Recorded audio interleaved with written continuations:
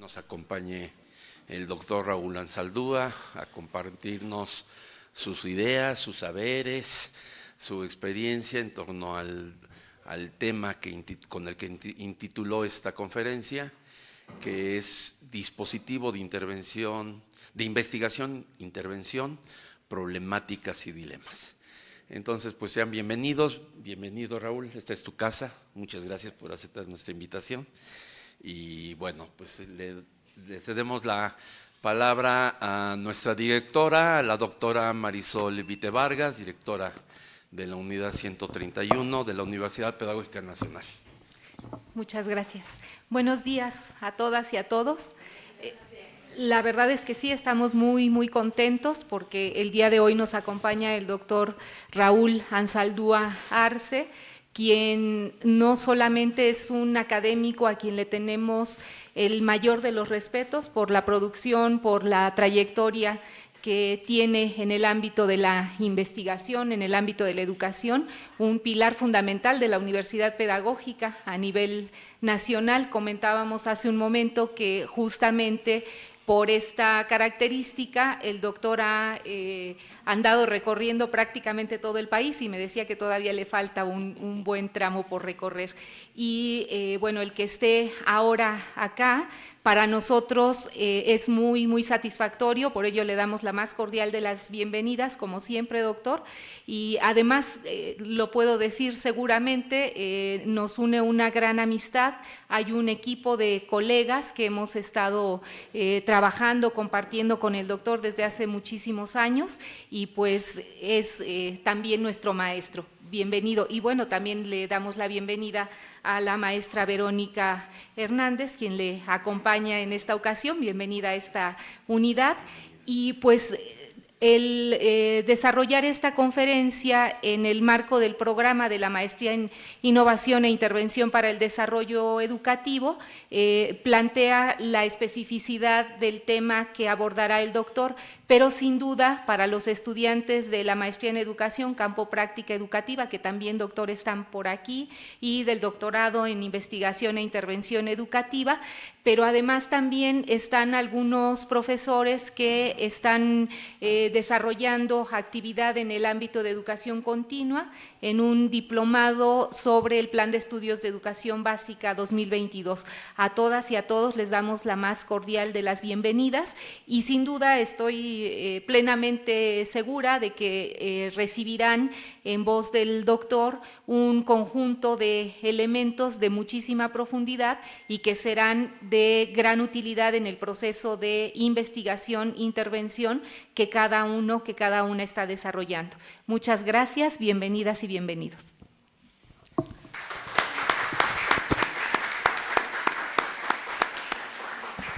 Bueno, pues muchas gracias, doctora Marisol. La verdad estamos pues complacidos, contentos porque no es fácil también luego pues las cuestiones de gestión, de poder conseguir que en este caso Raúl pudiera venir en mejores condiciones. La unidad tiene dificultades inclusive pues de transporte, ¿no? Y bueno, por ejemplo, desde ahí pues la doctora Marisol hizo muchas cuestiones de gestión, diríamos coloquialmente, hizo circo, maroma y teatro en el mejor de los sentidos, pues para conseguir que Raúl estuviera hoy con nosotros. Y bueno, pues la verdad es que sí, es un honor, un privilegio tener aquí a nuestro querido colega, que de muchas maneras es también maestro nuestro, lo hemos seguido a través de distintos seminarios, distintas conferencias. Él nos ha socorrido gentilmente con varias visitas, ¿no? Esta es una más en donde siempre, digamos, está abierto a ajustarse a nuestras peticiones, y el tema de hoy sí tiene que ver con un asunto que le interesa a la Universidad Pedagógica Nacional en todo el país, el tema de la intervención, de la investigación, y bueno, pues eso habría que pensarlo desde el tema de los dispositivos. Y bueno, para dejar pronto la palabra a Raúl, me voy a permitir leer una breve semblanza curricular de él. Bueno, Raúl Enrique Ansaldúa Arce es profesor investigador de la Universidad Pedagógica Nacional, Unidad Ajusco, donde es docente de licenciatura en Pedagogía, de la maestría en Gestión de la Convivencia en la Escuela y del doctorado en Educación, y es integrante del área académica 5, Teoría Pedagógica y Formación Docente. Miembro del Sistema Nacional de Investigadores, tiene la licenciatura en Psicología Social por la Universidad Autónoma Metropolitana Iztapalapa, la maestría en Psicología Clínica por la Universidad Nacional Autónoma de México, es doctor en Ciencias Sociales por la Universidad Autónoma Metropolitana Unidad Xochimilco. Sus líneas de investigación son varias, cito algunas de ellas: socialización de la violencia, identidad y juventud, imaginario social y creación de sentido, socialización y constitución del sujeto, construcciones de sentido de los jóvenes a partir de los programas de televisión e imaginario social y educación.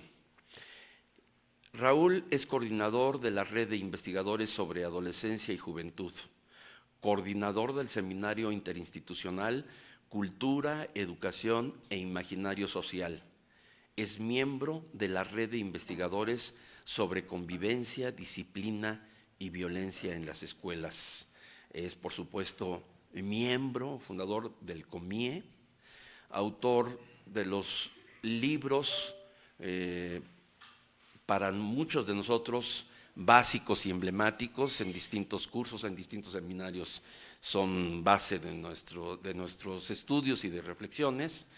Algunos de ellos en coautoría con quien también, a quien hoy le hacemos homenaje, Beatriz Ramírez Grajeda, quien de muchas maneras está aquí con nosotros, Raúl. Entre sus libros destacan La docencia frente al espejo, Imaginario, Transferencia y Poder, editado por la UAM Xochimilco, y otro es el de Subjetividad y Relación Educativa, también por la UAM, pero en este caso Azcapotzalco.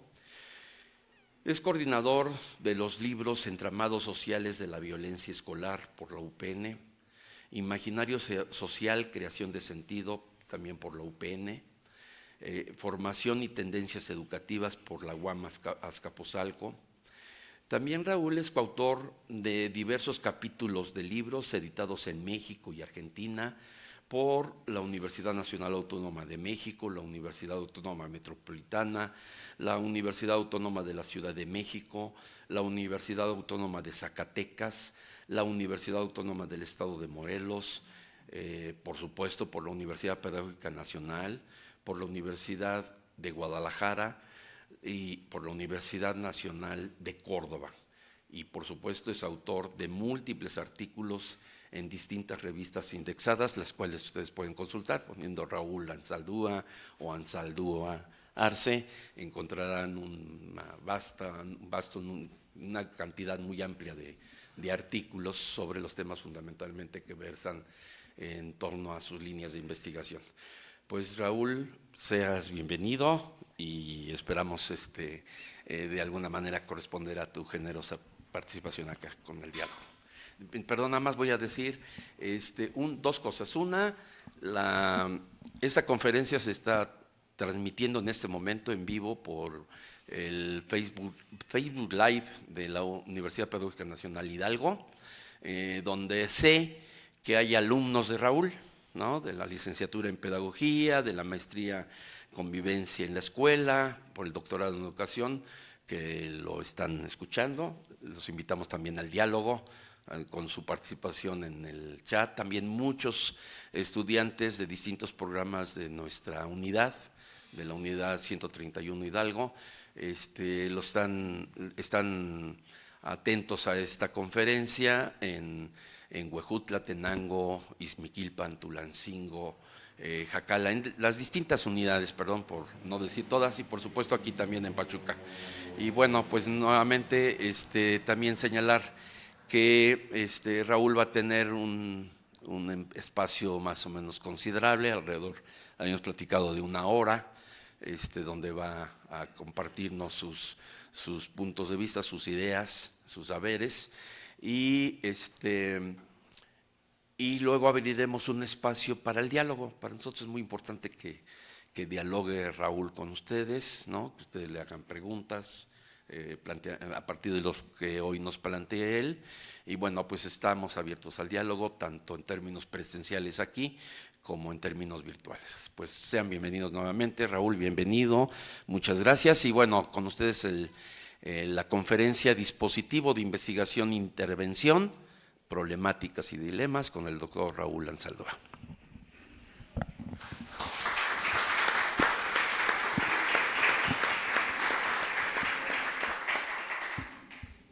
Bueno, pues muchas gracias por la invitación, a la doctora Marisol, al doctor Antonio, a amigos muy queridos, Alma, Elia, Lulú y bueno, tantos más.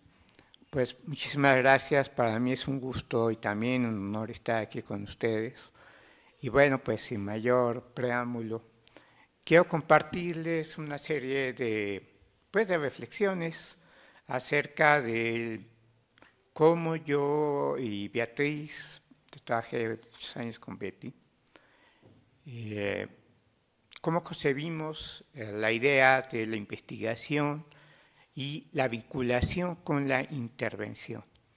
Yo sé que, bueno, están en una maestría que lleva por nombre maestría en intervención e innovación en procesos educativos, algo así, palabras más, palabras menos, pero bueno, que el tema central es la intervención y la innovación. Bien, pues entonces, primero que nada, la idea de dispositivo, nosotros, voy a hablar siempre en plural, Beatriz y yo, la concebimos a partir de los planteamientos de Michel Foucault. Voy a tratar de irme esta parte teórica rápido, no es la parte en la que me quiero detener mucho, pero creo que es importante porque nos va a permitir como tener un punto de referencia acerca de desde dónde estamos mirando el proceso de la investigación y el proceso de la intervención sobre todo. Bien, para Foucault crea esta categoría de dispositivo a partir de sus trabajos. Una de las características de Foucault es que aborda muchos temas y va creando categorías como hacemos todos los investigadores y seguramente ustedes también. Pero bueno, ¿de dónde viene esta idea del dispositivo? Bueno, Foucault encuentra una suerte de insuficiencia conceptual para dar cuenta de varios temas, entre ellos el tema del poder. El tema del poder y el tema de la institución son, digamos, conceptos y categorías fundamentales en la obra de Foucault, y Foucault encuentra una suerte de insuficiencia en relación a lo que son las concepciones teóricas tradicionales en torno al poder y en torno a la institución. Entonces, frente a esa insuficiencia, Foucault va a crear la idea de dispositivo.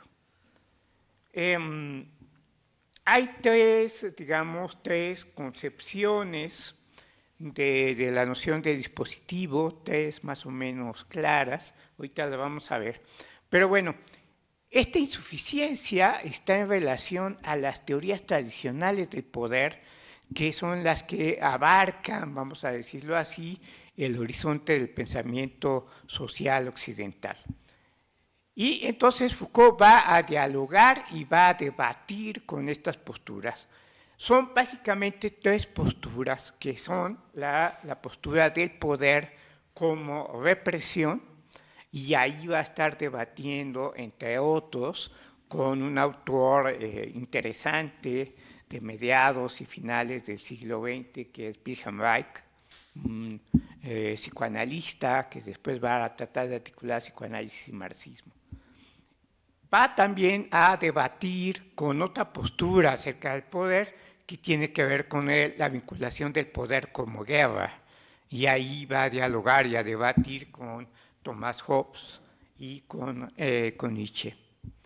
Y por último, hay una tradición que es la que, digamos, más ha marcado el pensamiento social occidental, que es la tradición jurídico-política del poder. El poder está en las instancias jurídico-políticas. Foucault va a plantear que, bueno, si bien está de acuerdo en parte con estos planteamientos, es insuficiente ver el poder desde estas miradas. El poder es todavía más abarcador. Hay más elementos que estas miradas no toman en cuenta. Ahorita vamos a ver por qué. Bien, el diálogo con la represión. Dice Foucault, más que reprimir, el poder produce. Produce actos, produce sujetos, produce instituciones, produce prácticas. Más que reprimirlas, produce.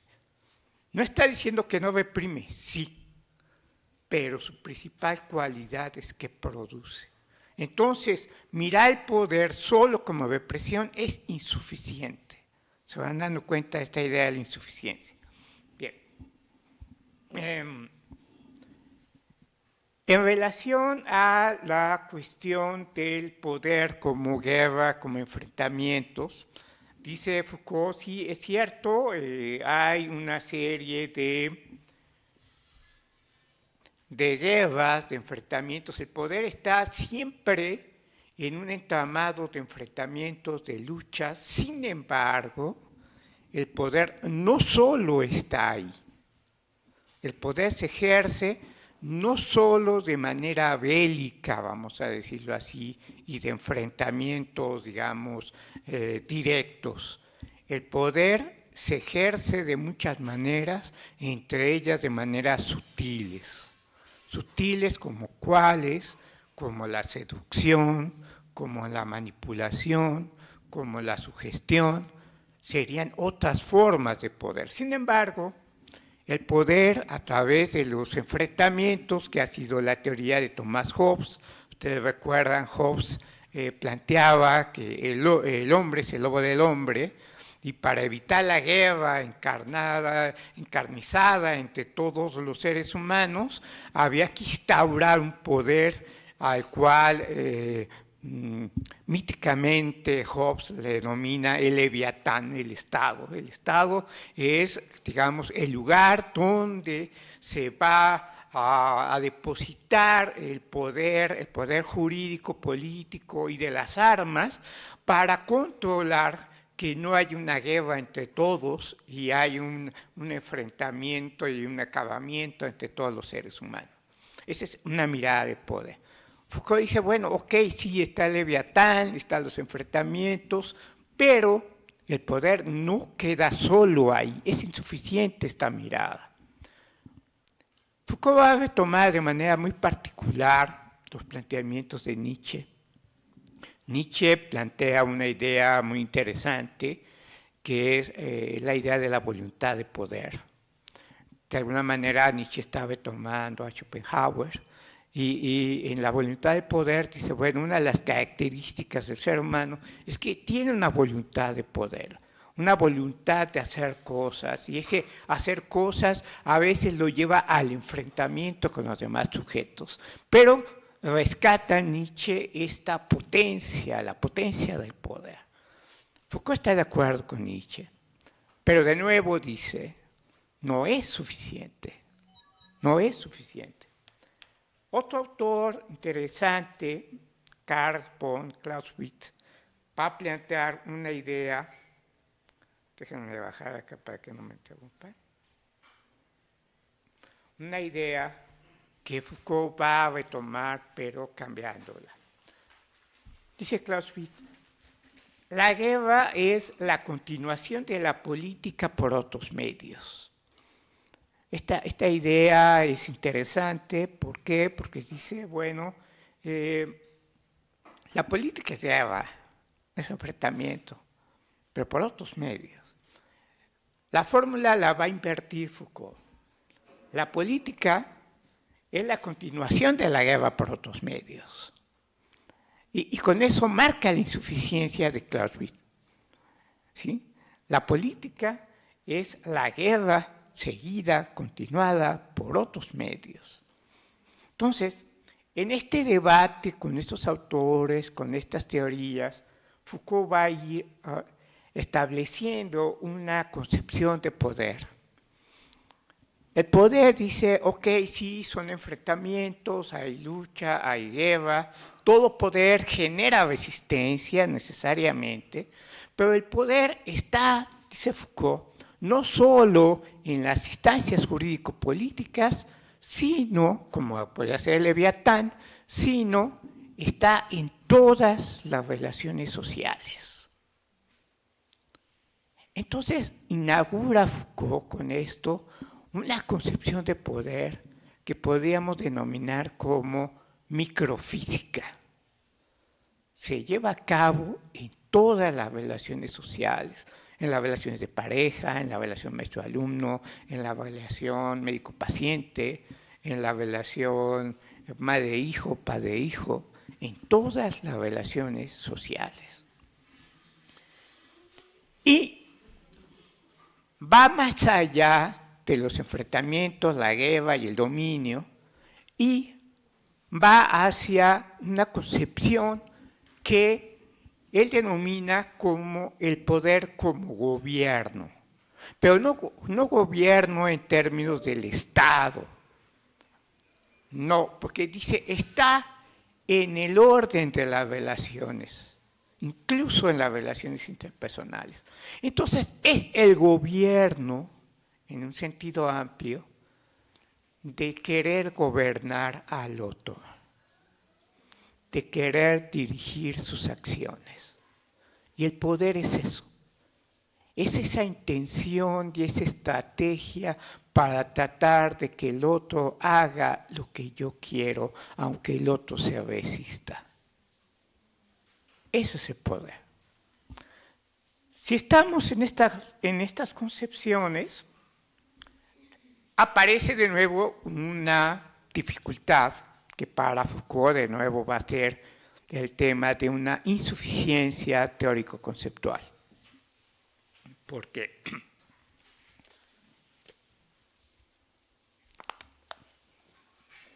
gracias. Porque entonces estamos hablando de que el poder no está instalado en instituciones jurídico-políticas. Ok, puede estar instituido en las formas de relación, por ejemplo, las formas de relación de pareja. Entre los jóvenes ahora hay una enorme variedad de relaciones de pareja instituidas. No solo está el matrimonio, no solo está la unión libre, no solo está el noviazgo, están los novios de chocolate, están los fris, están los poliamorosos. Una enorme variedad de instituciones de relaciones de pareja. Y aparecen nuevas y están evolucionando. Si esto es así, entonces tenemos una dificultad, dice Foucault, y justamente lo ve cuando está abordando el tema de historia de la sexualidad. ¿Qué regula la sexualidad?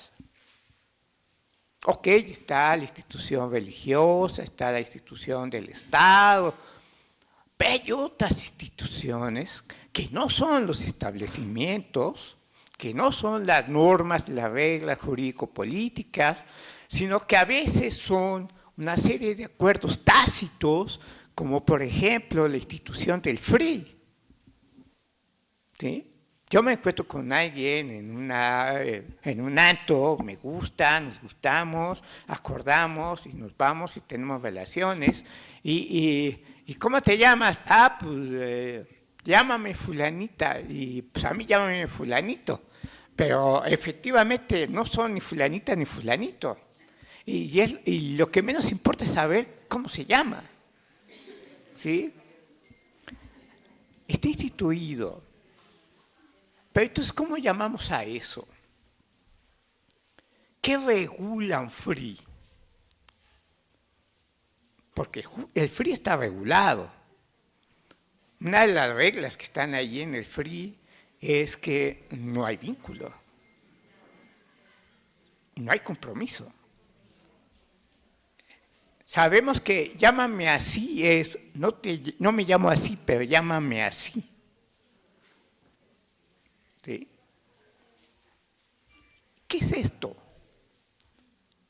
Empieza Foucault a plantear la idea del dispositivo,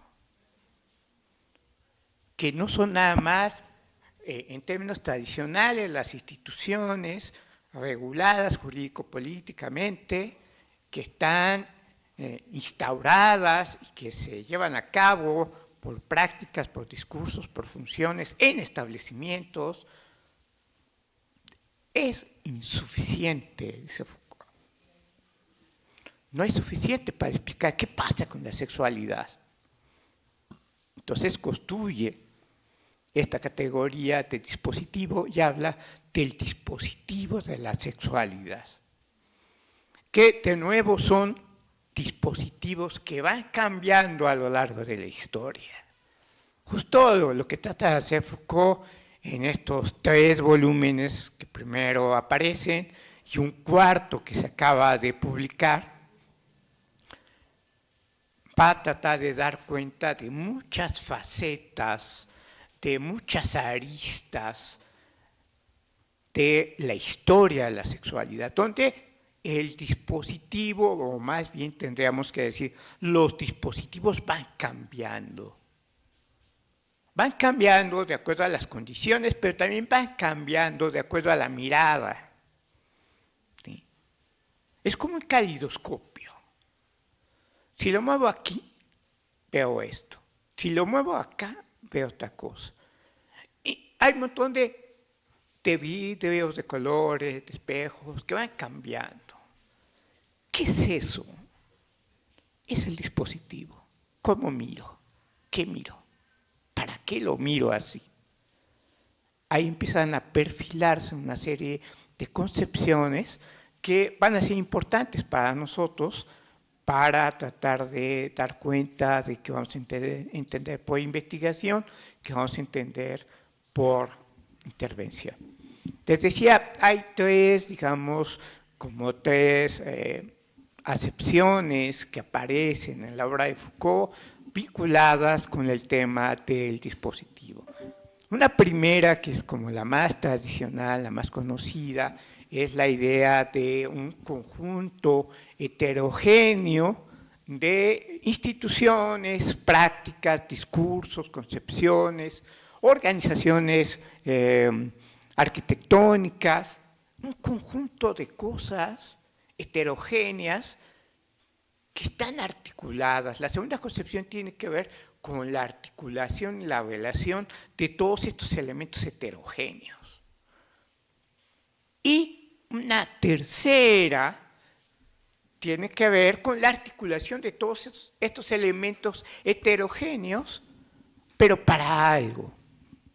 Están articulados estratégicamente para responder a un problema de ejercicio de poder. El dispositivo es eso, un conjunto heterogéneo de elementos que están articulados para dar respuesta a un problema de ejercicio de poder. ¿Sí? El dispositivo o los dispositivos de la sexualidad se instauraron para eso, para controlar muchas cosas en diferentes épocas de la historia y en diferentes sociedades. Pero hay otros dispositivos. Bueno, volviendo un poquito a hablar un poquito más de la noción de dispositivo, Sí, hay un conjunto de fuerzas, son elementos heterogéneos, pero que coinciden en una suerte de fuerzas que de pronto se entrelazan, que de pronto se anudan, pero que de pronto algunas se tienden a separar. Esto va a hacer que Gilles Deleuze, amigo de Foucault, a la muerte de Foucault, escriba un texto que se llama ¿Qué es el dispositivo? Lo pueden conseguir en internet, un texto breve, pero que ha marcado mucho. Dice Deleuze, el dispositivo entonces no solo son elementos heterogéneos, diversos, sino que perfilan una serie de líneas. Me voy a adelantar un poquito.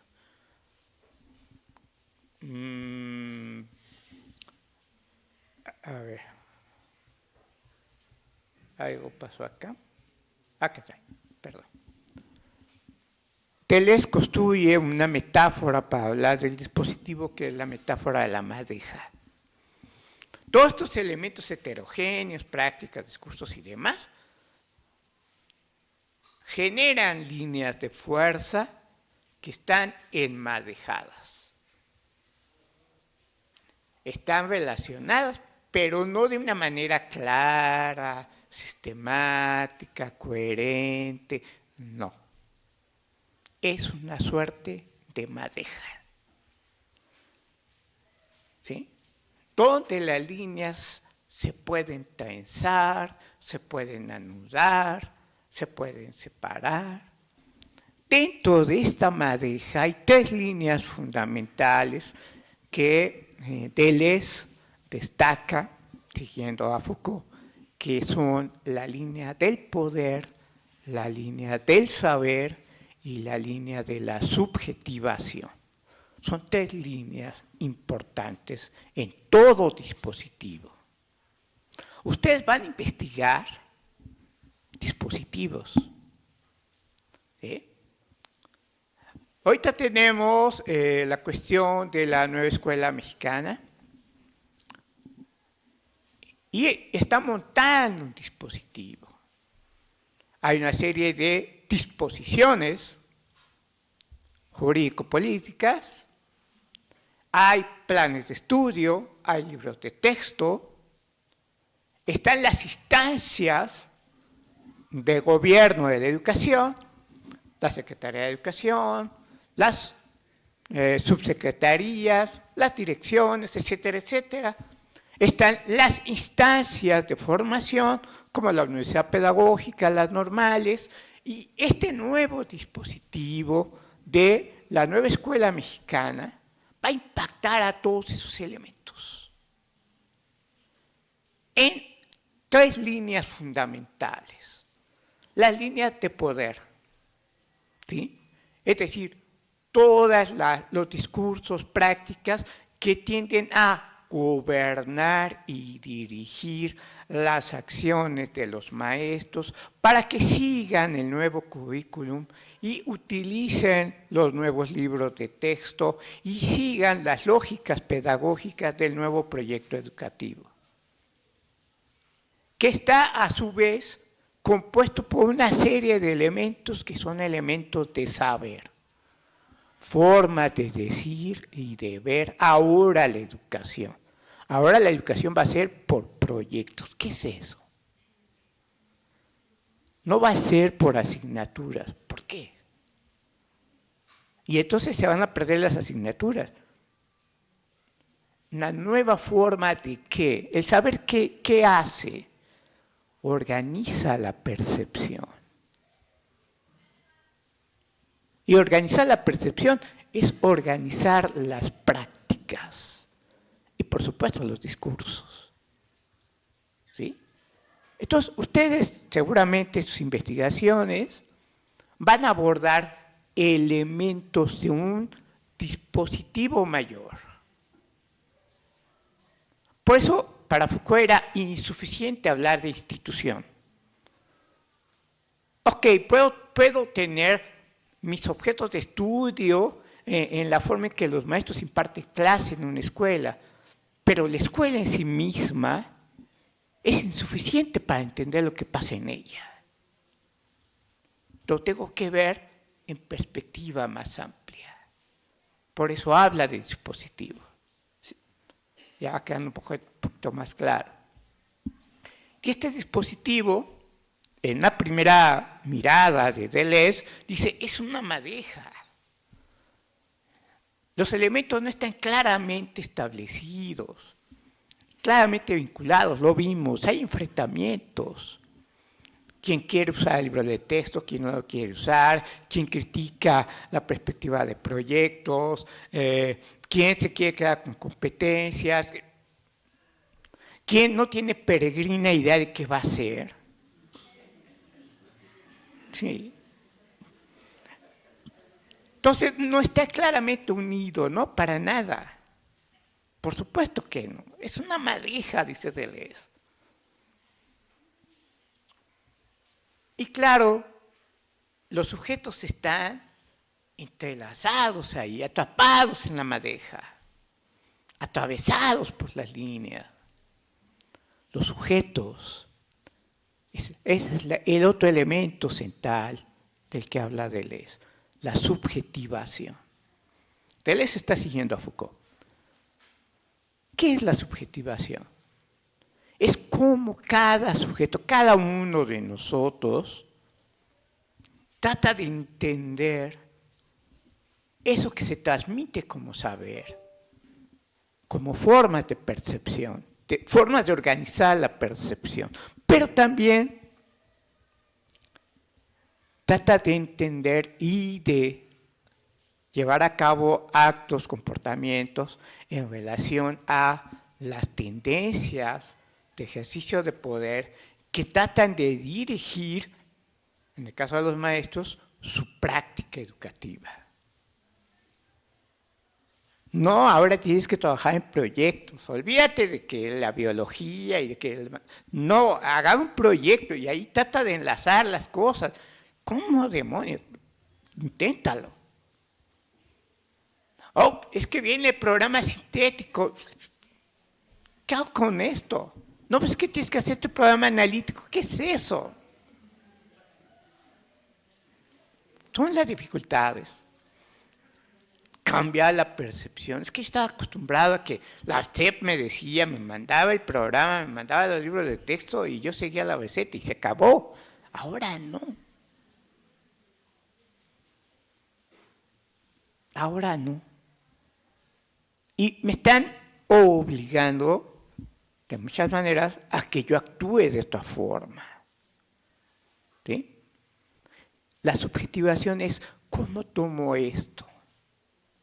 Ah, qué padre, es una oportunidad de autonomía del docente. Oh, maldita sea. ¿Cómo se les ocurre esto? Más trabajo. Más bronca. Yo me tengo que poner a pensar, ¿cómo le hago para que el proyecto articule un montón de asignaturas y los chavitos me sigan la corriente? ¿Sí? Bien. Cuando Deleuze habla del tema del dispositivo, justamente hablando de la línea del saber, dice, hay regímenes de luz y regímenes de enunciación. ¿Por qué? Porque el saber tiene que ver con la forma en que percibimos, pero también la forma en que decimos lo que decimos. El saber es percibir, decir. ¿Sí? Entonces, no solo es organizar la percepción en regímenes de luz, reglas de luz, que ahora son, volviendo al ejemplo de la nueva escuela, todos los discursos en torno a los proyectos, etc. Pero también son justamente eso, regímenes de enunciación. ¿Sí? Regímenes de enunciación en el sentido de que ahora ya no estamos hablando de competencias o hablamos poco de competencias. Estamos hablando volvemos a hablar de aprendizajes, Y ahora hablamos de proyectos. Y ahora hablamos de aprendizaje en comunidad. Y estamos entonces nombrando y construyendo discursos nuevos. Es parte del dispositivo. ¿Sí? Bien. Deleuze dice que justo una parte central de los dispositivos son los procesos de subjetivación y los califica como líneas de fuga. ¿Por qué líneas de fuga? Porque los sujetos, de aquí voy a tomar a otro autor, a Castoriadis, los sujetos encarnan las instituciones, pero las encarnan de manera diferente. La nueva escuela mexicana, el dispositivo que está armando, con sus prácticas, con sus discursos y demás, están siendo encarnadas por los maestros de diferentes maneras. Y puede ser líneas de fuga. No todos los maestros van a estar de acuerdo, ni van a hacer lo mismo. Son líneas de fuga. Esa es una complejidad. ¿Sí? Que si la viéramos desde las concepciones tradicionales de la socialización, pues diríamos, bueno, sí hay resistencias, pero, y sobre todo si lo vemos desde una concepción estructuralista del sujeto, bueno, pues las estructuras determinan los sujetos y los sujetos se vuelven una especie de marionetas de las estructuras, pero no es así. Son líneas de fuga.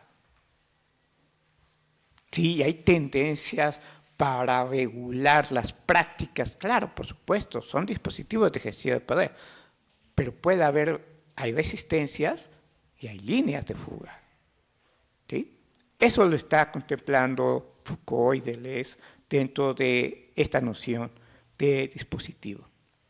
Uno de los dispositivos con los que ustedes trabajan, los que ustedes hacen carne, es el dispositivo pedagógico, que tiene una historia, o sea, sobre todo la educación de enseñanza elemental, que hoy conocemos como educación básica, tiene una historia, viene desde el siglo XVIII, ustedes lo saben, aparece ahí lo que Foucault va a denominar el poder disciplinario, que analiza, vigilar y castigar, pero también aparece otra forma de poder, que es la biopolítica, donde el poder se ejerce sobre las poblaciones y una forma de ejercer el poder sobre las poblaciones es a través de la educación.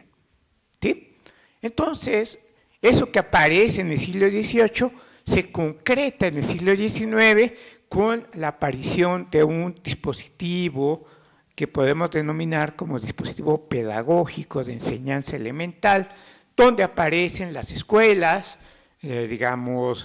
organizadas y propiciadas por el Estado, pero junto con la escuela aparece el maestro, aparece el alumno, y aparecer el maestro implica que aparecen las normales. Entonces, el poder produce sujetos, produce instituciones. Por eso decía Foucault, es insuficiente las nociones de poder que teníamos. ¿Sí? Bien, no me voy a entretener mucho en esto. Hay textos que hablan sobre el dispositivo pedagógico. Está, si quieren ver, el de la docencia frente al espejo, ahí yo trabajé un pedacito de eso.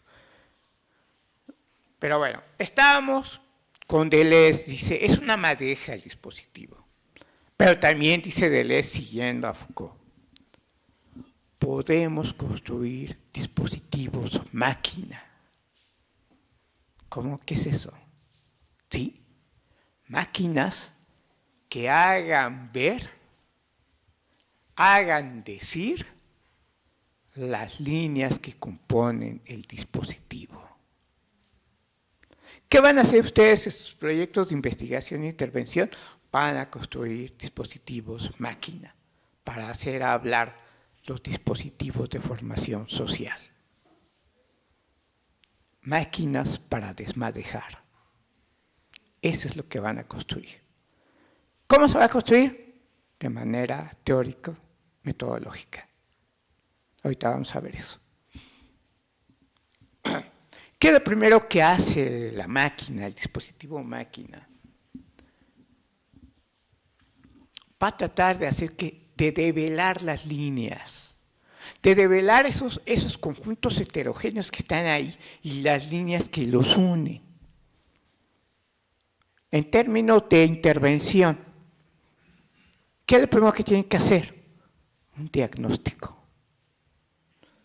Si el diagnóstico, ok, van a partir de un problema en particular, de una situación en particular, pero no se queden en ella. Esto es un pedacito de un complejo dispositivo. Si me quedo con esto, pierdo de vista todas las determinantes que lo impactan. Ok, mi intervención va a ser acá, pero si nada más miro esto, pierdo la posibilidad de que en realidad yo tenga un impacto acá. ¿Por qué? Porque hay un montón de elementos, de líneas de fuerza. Esto está dentro de una madeja. Y debo tratar de cartografiar, dice Foucault y Deleuze, cartografiar la madeja. ¿Cuáles son los elementos? ¿Cómo están unidos? ¿Cómo se enfrentan? Cartografiar, hacer un mapa de la madeja. Pues la investigación diagnóstica puede ser, voy a aplicar un cuestionario, voy a hacer entrevistas. ¿Qué estoy haciendo? Estoy tratando de explorar y de cartografiar la madeja. ¿Sí? Bien. Esta máquina, una máquina que hace ver y hace hablar. El dispositivo de investigación, intervención, hace ver y hace hablar. Esas son sus características. ¿Sí? ¿Para qué? Para hacer inteligible, comprensible los elementos que están enmadejados ahí. ¿Sí? Bien. Bueno, hay un ejemplo que está en la docencia frente al espejo. No sé si en la biblioteca acá haya algún ejemplar, a lo mejor. Si no, después yo le paso a Toño una versión en PDF. Es mala, pero bueno, peor es nada. Porque fue de las primeras versiones de PDF que usó la UAM para publicar el texto en PDF y no la han renovado. Entonces, bueno. Vamos a entrar ya más en el tema de la investigación e intervención. Tuve que hacer ese rodeo, pero creo que, al menos para mí, es importante porque permite como ubicar cuál es la concepción que Beatriz y yo teníamos, ¿no? No es, por supuesto, la única concepción acerca de investigación e intervención. No, hay muchísimas. Es la que nosotros usábamos, no sabemos si es la mejor o la peor, no importa mucho eso, es la que usábamos y bueno, a nosotros nos funcionó.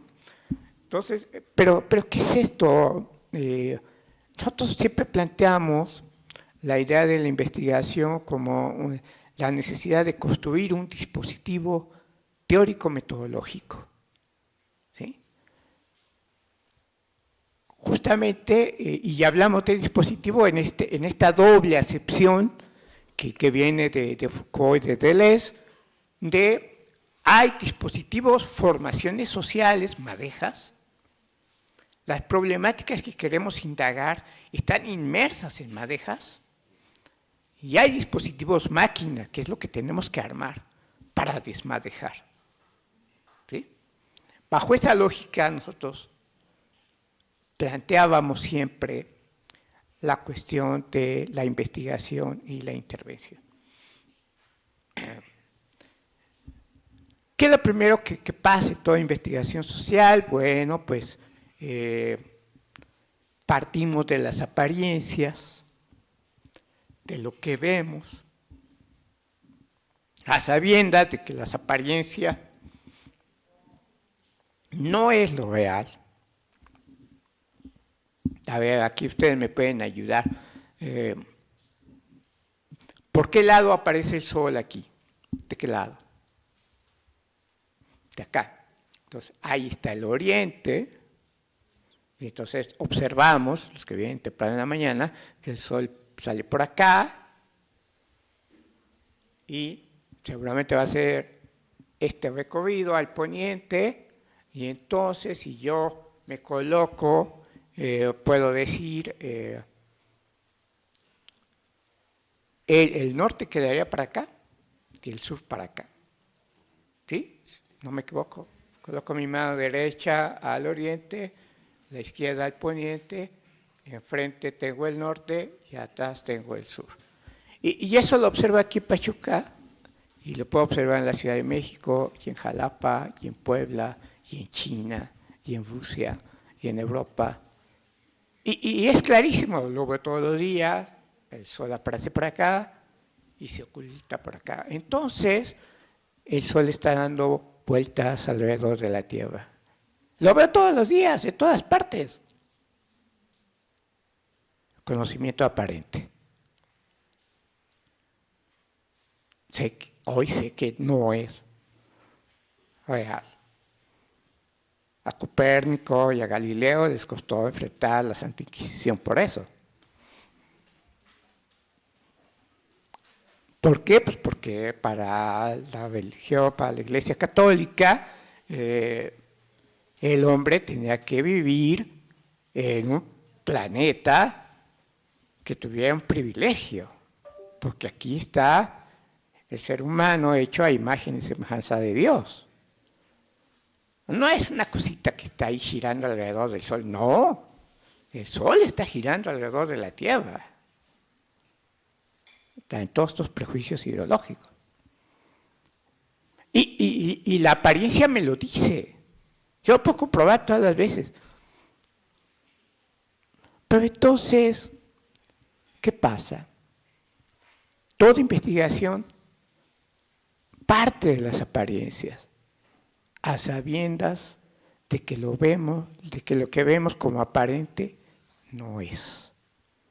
Pero es la materia prima. Tenemos que partir de ahí.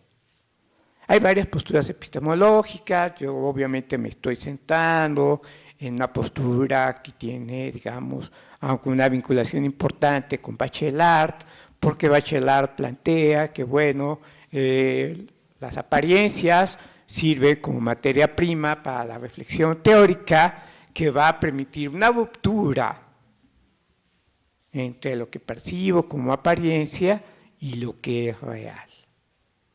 ¿Sí? El dispositivo, entonces, parte de las apariencias, a sabiendas de que no es lo real. Pero, entonces, ¿qué tenemos que hacer? Tenemos que problematizar las apariencias. ¿Para qué vamos a problematizar? Pues porque queremos llegar al meollo del asunto, o por lo menos a tratar de dar cuenta de lo real. ¿Sí? Y sabemos que la apariencia no me lo da, me da una dimensión. Pero sabemos, casi tenemos la certeza de que eso no es lo real. ¿Sí? Entonces, problematizar, ¿qué implica? Implica cuestionar lo que estamos viendo como aparente. ¿Sí? Cuestionar lo que estamos viendo como aparente, ¿y eso qué implica? Implica reflexionar críticamente sobre lo que observamos, sobre la manera en que observamos y sobre las relaciones que estamos observando. Reflexionar críticamente, ¿qué quiere decir? Yo doy por sentado que el sol se mueve. Si yo reflexiono críticamente, lo primero que tengo que decir es desconfiar de lo que estoy observando. ¿Y qué tal si no se mueve el sol?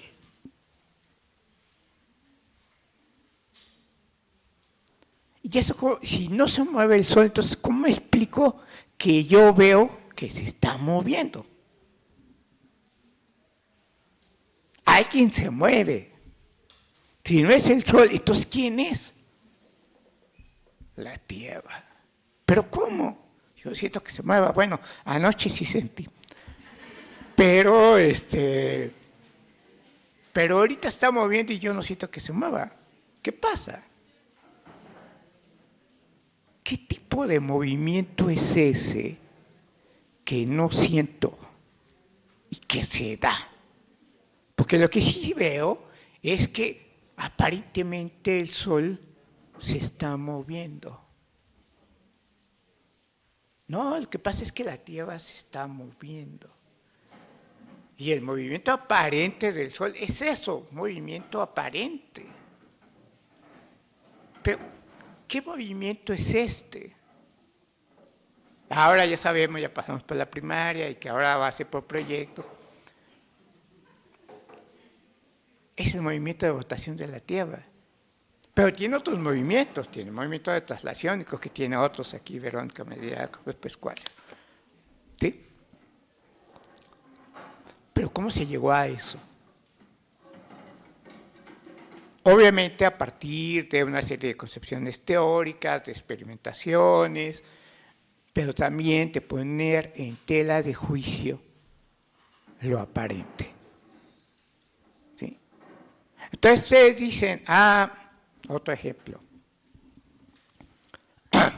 ¿Qué veo en las escuelas? Pues que se agarran de chongo, los alumnos se pelean, se agarran afuera de la escuela, a la salida, en el recreo, se golpean, se insultan, se pegan. A eso le puedo llamar bullying. Pero ¿cómo le explico? Eso es lo que yo veo. Y bueno, Galtung, que es un teórico de las violencias y que ha retomado mucho en investigaciones sobre violencia escolar, dice, bueno, pues las violencias que vemos es como un iceberg, la puntita del iceberg, las violencias directas que vemos son efectos de la violencia estructural y de la violencia cultural. ¿Sí?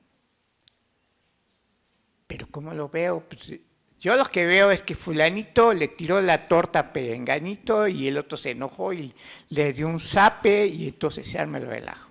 O veo que en un grupo de WhatsApp que armaron, alguien pone la foto de otra persona y la humilla y entonces a partir de ahí se encuentran en la escuela y se pegan. ¿Dónde está la violencia estructural? ¿Dónde está la violencia cultural? ¿Cómo se ve?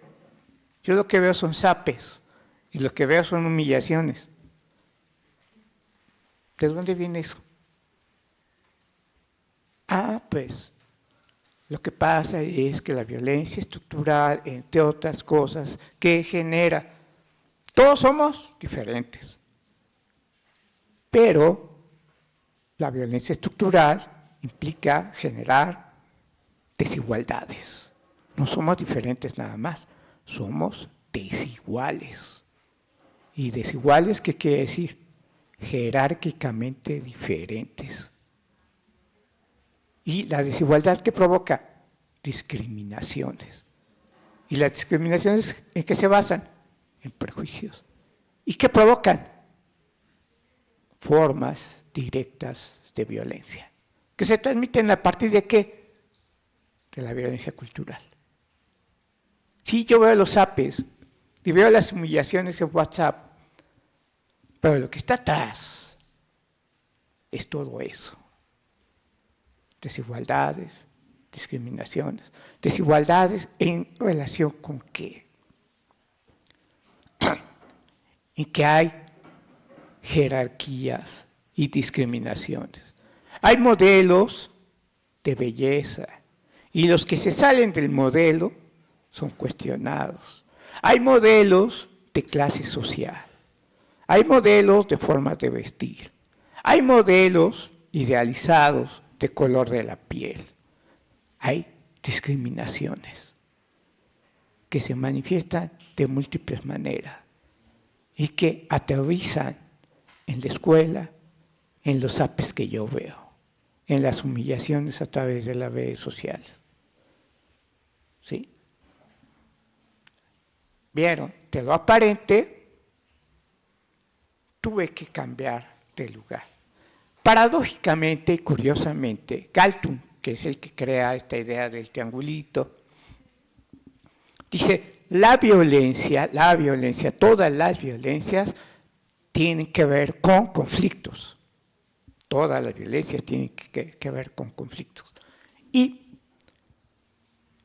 lo que se tiene que hacer es buscar la manera de que los conflictos no escalen a la agresión y a la violencia. Y entonces Galtung propone una serie de estrategias de resolución pacífica de conflictos. Los conflictos siempre van a existir, dice Galtung. En todas las relaciones sociales, de todos lados, siempre va a haber conflictos. Lo que podemos hacer para que no haya violencia es que los conflictos se tramiten, se gestionen de manera pacífica. Entonces, si yo veo que se están dando zapes, lo que tengo que hacer es, a ver, no se den zapes, vengan acá. ¿Por qué le quieres dar el zape a este? Es que me tiró mi torta, ¿por qué se la tiraste? Hablando se entiende la gente. ¿Será?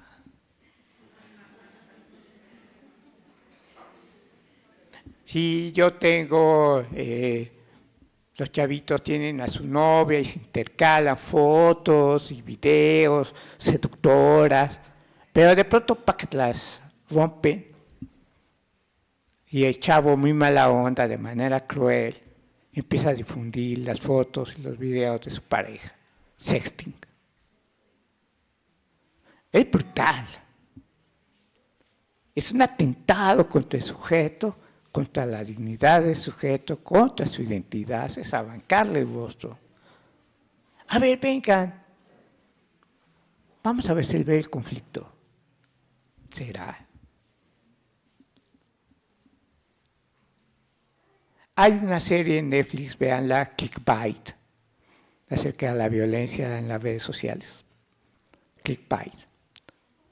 Al final, no les voy a contar el final. Alguien hace todo lo que hizo, son como 10 capítulos. Te quedas ahí. ¿Sí se escucha bien? ¿Cómo se llama? ¿Lo repito? Ok. Clickbait. Clickbait.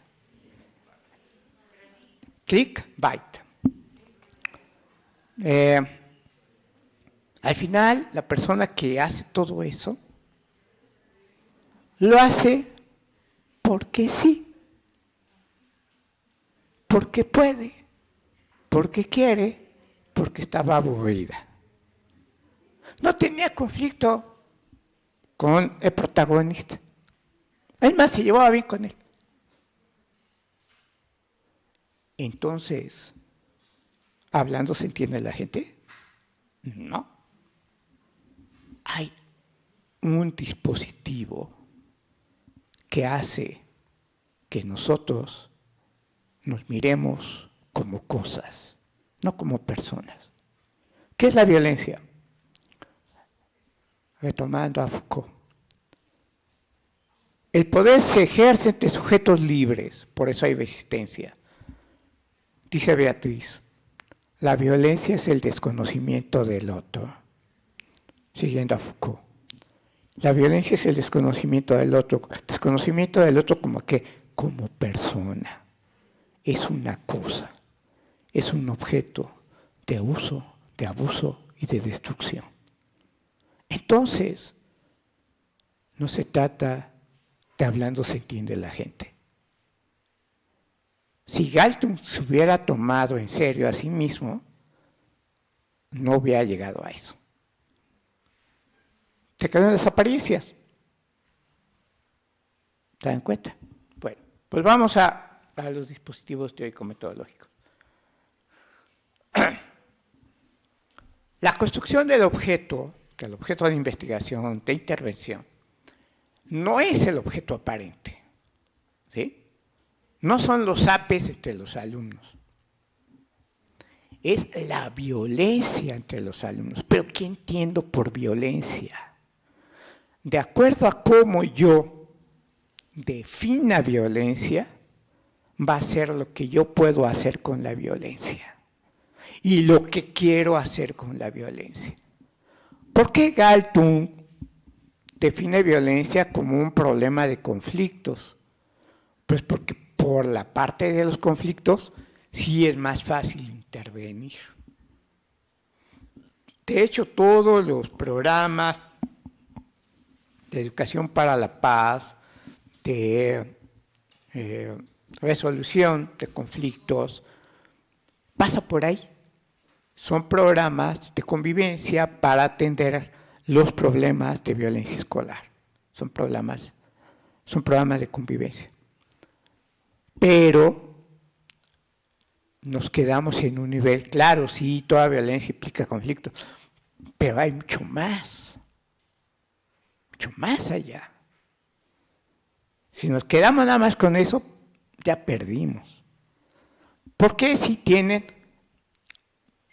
en algunas escuelas donde se aplican los programas, tienen relativo éxito?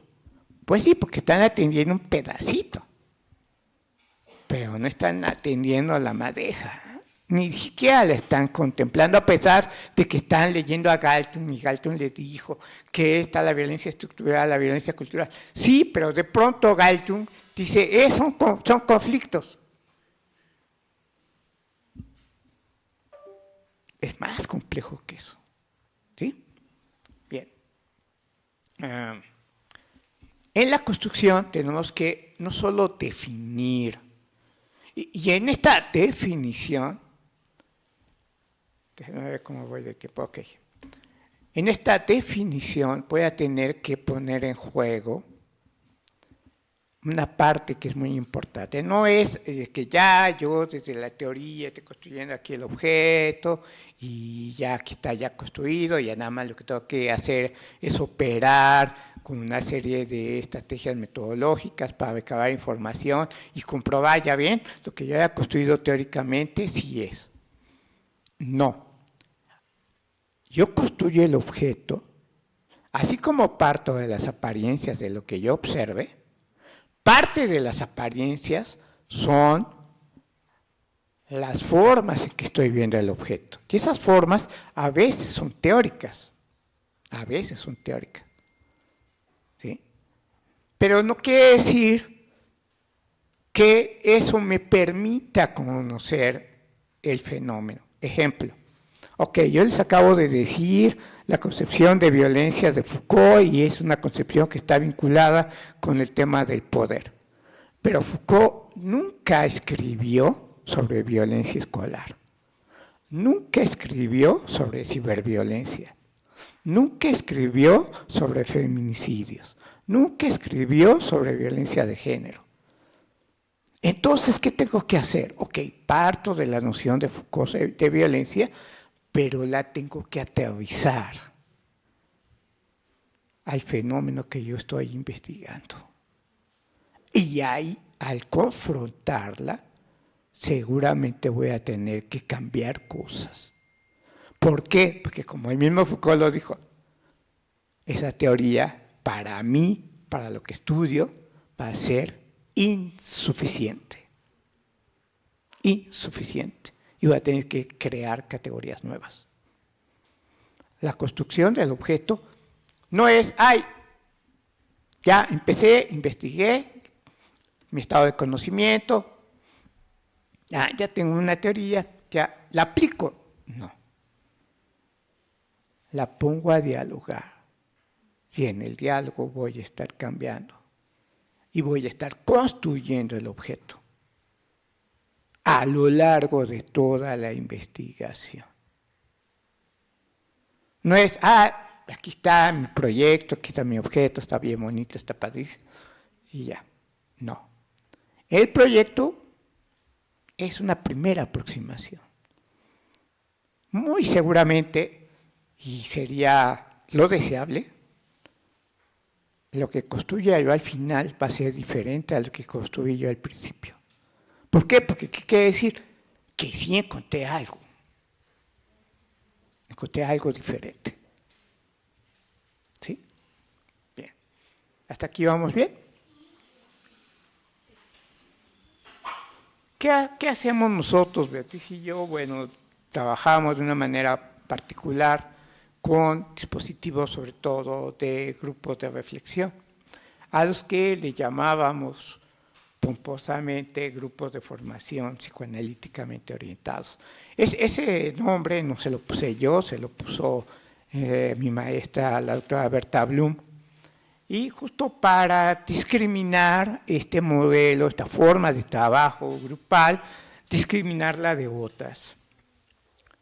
¿Qué es lo que buscábamos con estos grupos? Bueno, eran grupos donde tratábamos de analizar práctica docente, por ejemplo, prácticas, y la idea era analizar la forma en que los sujetos se habían subjetivado una serie de elementos de los dispositivos para llevar a cabo prácticas.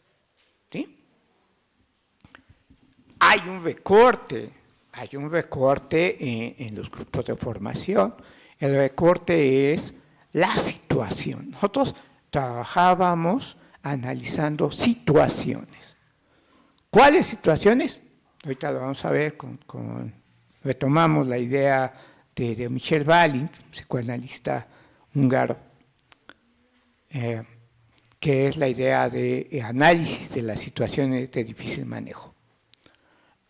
¿Por qué situaciones? Porque, bueno, sí está toda la madeja de la formación social, pero lo que relatan las personas que participaban en el grupo relataban situaciones. ¿Sí?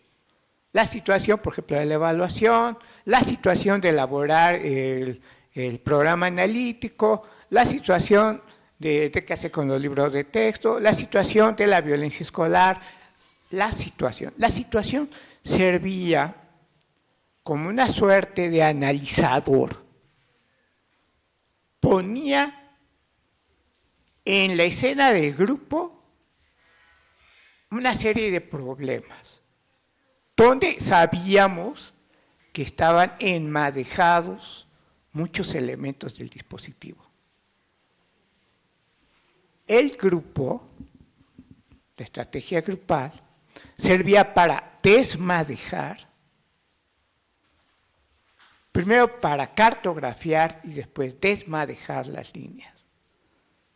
No las conocíamos, intuíamos algunas. ¿Por qué? Pues que habíamos observado, habíamos leído investigaciones previas.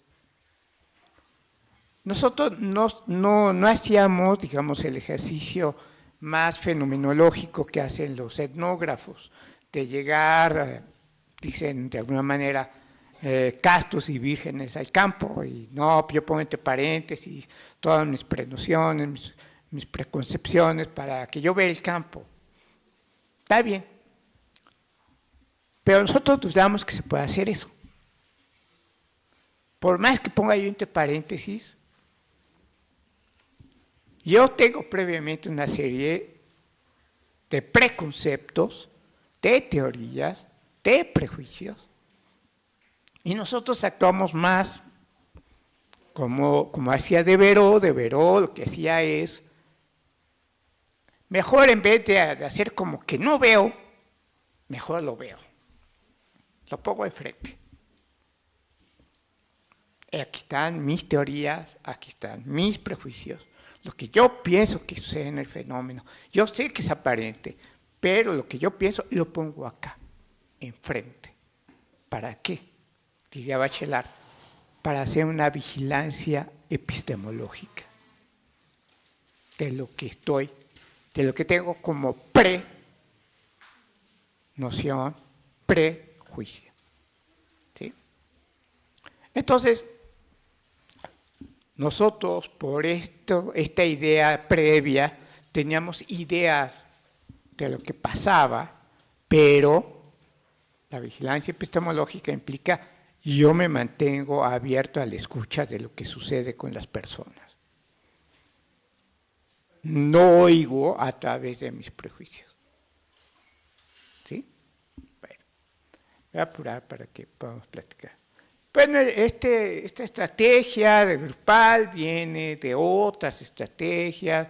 Retomamos de grupo operativo, de análisis institucional, de psicoanálisis, de varias cosas. ¿Sí? Y armábamos esta forma de trabajo grupal que mi maestra le llamó grupos de formación psicoanalíticamente orientados. Retomábamos psicodrama.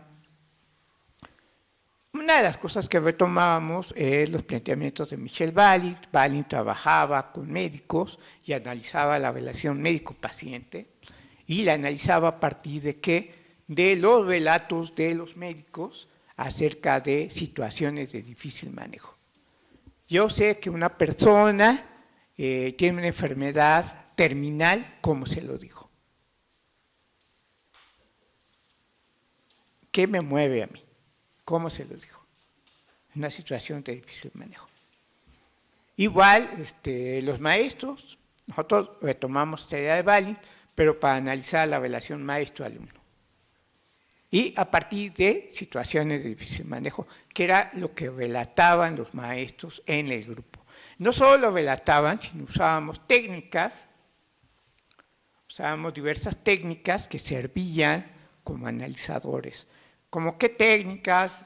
Dibujos, trabajo en plastilina, varias técnicas psicodramáticas, también las técnicas propias de la dinámica de los grupos, trabajar en equipos, después a plenarias, en fin. Aquí hay fotos de algunas cosas que hicimos.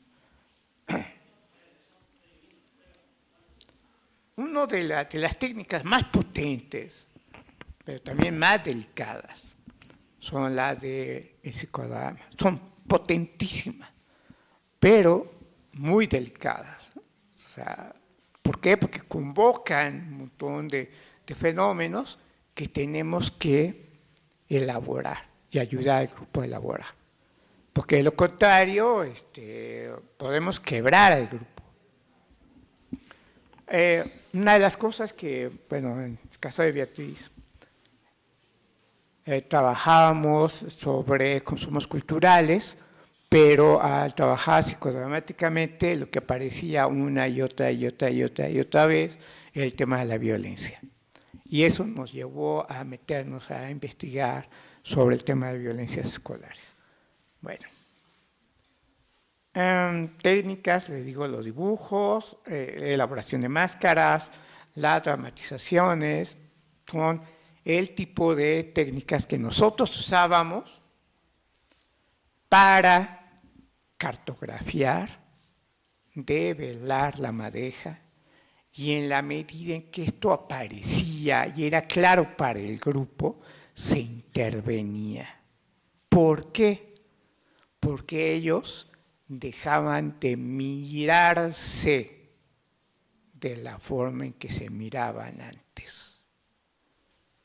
¿Sí? Un poco la idea, la intervención, dicen unos autores argentinos, es cambiar la forma de ser y de estar en el mundo. Cambiar la forma de ser y de estar. Pero para cambiar la forma de ser y de estar, primero tenemos que develar cómo se está y cómo se vive que se está en el mundo, pero nosotros lo hacemos en situaciones que son recortes. La situación de qué hago con el sexting, qué hago con el bullying, qué hago con el programa analítico, qué hago con todo eso. ¿Sí? Y bueno, lo voy a dejar aquí para que podamos platicar. Gracias. Bye.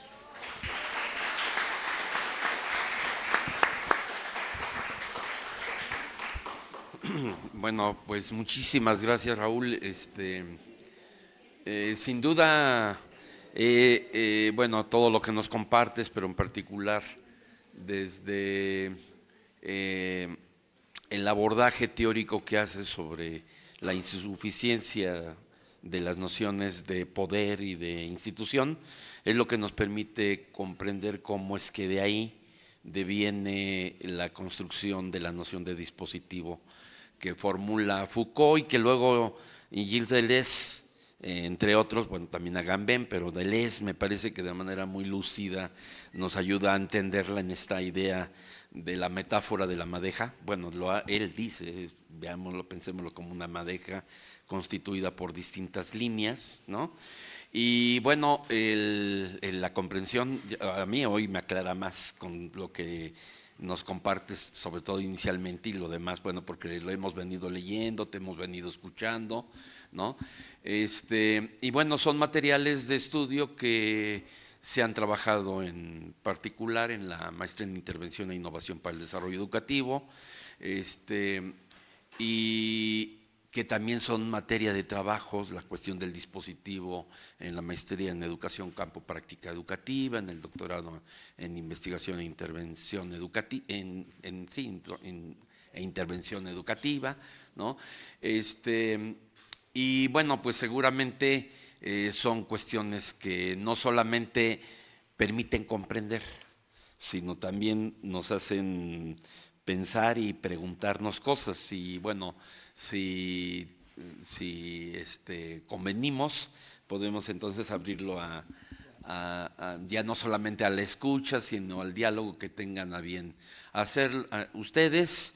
Y antes de que les vamos a pedir que quien tome la palabra, nos pidieron nuestros ingenieros, que a quienes también le agradecemos, al ingeniero Raúl, a la ingeniera Wendy y al ingeniero David, que están aquí con nosotros, que siempre nos apoyan, nos pidieron que de favor tomen el micrófono porque se está grabando, está pasando en este momento por Facebook Live, pero también va a subirse luego este video a YouTube, ¿no? Al canal de la unidad, de la UPN Hidalgo, y entonces para que quede claro el planteamiento, su pregunta, su intervención, y bueno, pues sin amontonarse, les pedimos que nos intervengan. Gracias, Wendy. Tenemos dos participaciones que nos hacen llegar de quienes están escuchando esta conferencia. También mandó saludos a través del WhatsApp Silvia Satulovsky desde Buenos Aires, ¿no? Te manda saludos. Y lo mismo hace Dailanis Torres Román, te dice bienvenido doctor Ansaldúa, es un gusto conocerlo en persona y escucharlo. Abraham Martínez dice, estoy presente en esta interesante conferencia, saludos desde Morelia, ¿no? Y bueno, desde Pachuca, y quienes están aquí, acá está el micrófono, digo, sobre todo hoy, el día de hoy teníamos justamente, ya no nos dio tiempo porque venimos retroalimentando cosas y en particular para el día de hoy teníamos previsto trabajar el texto de Gilles Deleuze, que es un dispositivo, ¿no? Y también nos aproximamos a tu conferencia que dice por acá en el 2019, ¿no? Y entonces, bueno, seguramente tienen cosas que plantear, entonces, para que yo no señale nombres y que pasen enfrente, pues, por favor, les agradeceremos que tomen el micrófono. Digo, ya no estamos como con nuestros alumnos de primer semestre de licenciatura, donde les decimos, bueno, pues hay que aprender a empezarse a exponer y bueno, pues desde pararnos para tomar la palabra, pasar al frente, pues en este momento sí, por estas cuestiones técnicas de grabación, les pedimos de favor que tomen el micrófono que está acá enfrente. O desde allá yo se los llevo.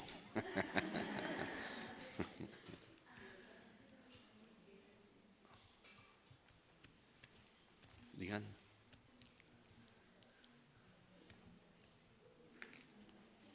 Sí, Flor, Edith. Adelante, Edith. Sí, nos haces favor. Esa es una petición que nos hizo el ingeniero Raúl Márquez. Nuestra directora, la doctora Marisol Vitre. Pero la doctora Marisol no es aquí para mandarnos, ¿no?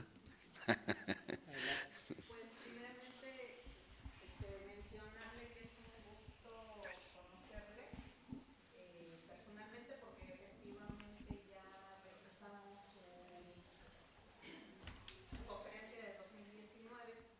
Desde entonces, gracias. Desde entonces me surgieron algunas dudas.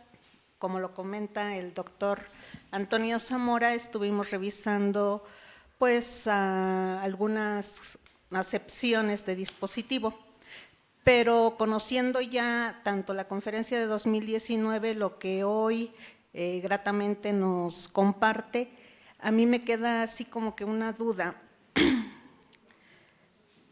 Desde cómo lo significa Foucault, y hablando entonces de dispositivo metodológico, mi pregunta es, ¿estamos hablando de estudiar un dispositivo a través de un dispositivo? O sea, que el dispositivo como instituciones y demás, que lo hemos estado ya todavía abordando y comprobando más ahorita con lo que nos comparte, entonces el dispositivo metodológico es otro dispositivo para estudiar otro dispositivo. ¿Sí? Bueno, ¿por qué se llama dispositivo primero?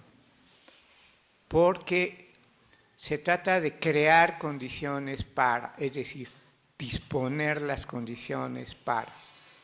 En el caso de cuando se habla del dispositivo como formación social, es crear las condiciones sociales para resolver problemas de ejercicio del poder. ¿Sí? Crear las disposiciones para.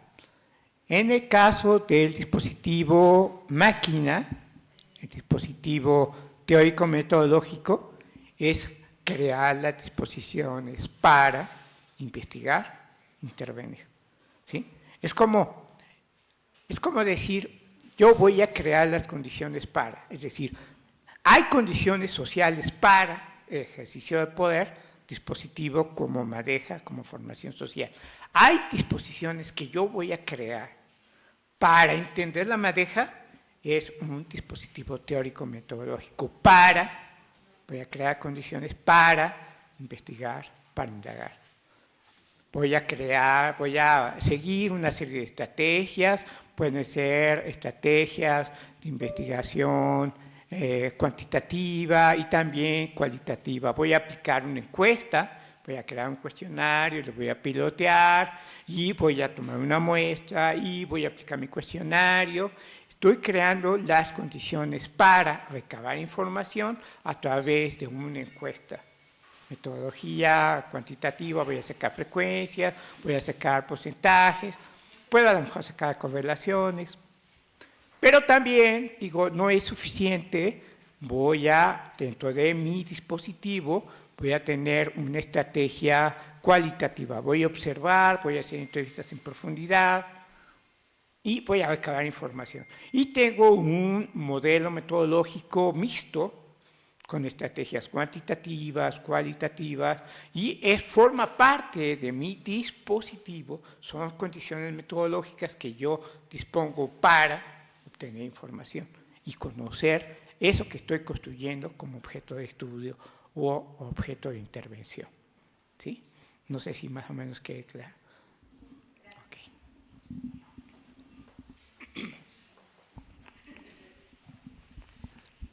Bueno, también comentábamos que así como hay participantes de distintos programas, hay de algunos programas que son de distintas generaciones. Entonces también está acá de la generación anterior de la MIDE, que están en procesos de tesis, ya casi concluyendo Aura Berenice y Lirio. No sé si quieren tomar la palabra, las paso al frente. ¿Sí? Aura Berenice Pérez Nava.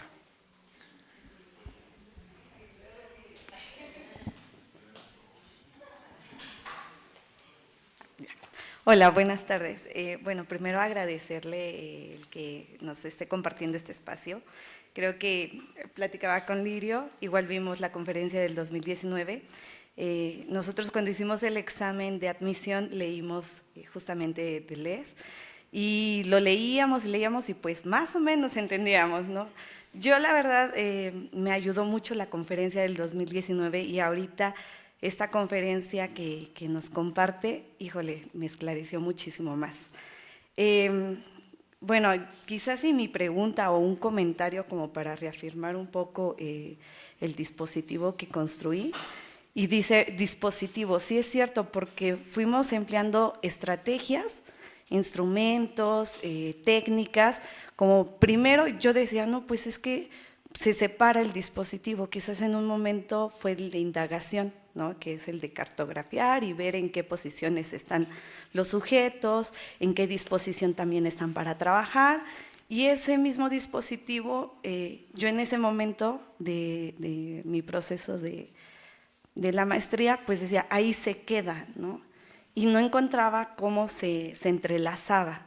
Entonces, cuando yo fui empleando otras técnicas con el grupo, con el colectivo, pues encontré cómo es que el dispositivo se va entrelazando y ayuda, no nada más se queda en la indagación, sino que también me ayuda a la intervención, ¿no?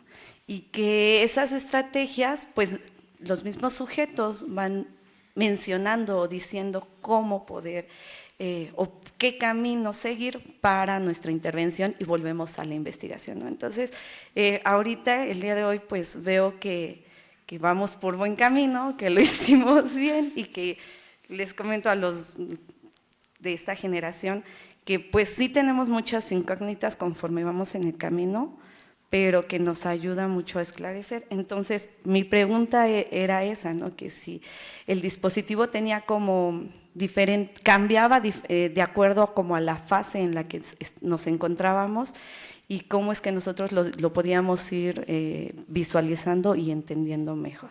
Sería todo. Muchas gracias.